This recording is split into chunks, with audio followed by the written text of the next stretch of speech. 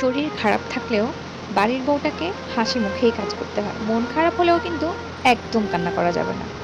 একদমই হাসি খুশি থাকতে হবে। শ্বশুরবাড়ি থেকে বাবার বাড়ি বেড়াতে যাবে?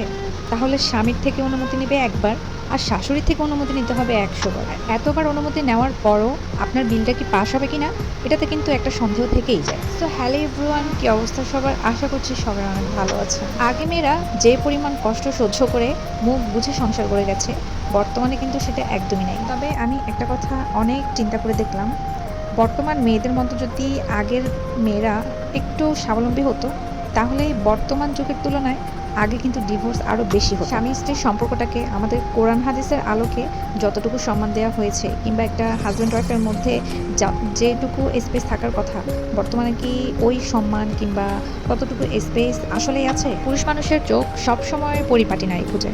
তো তাহলে আপনি আপনার ঘরের বউটাকে পরিপাটি করে রাখেন।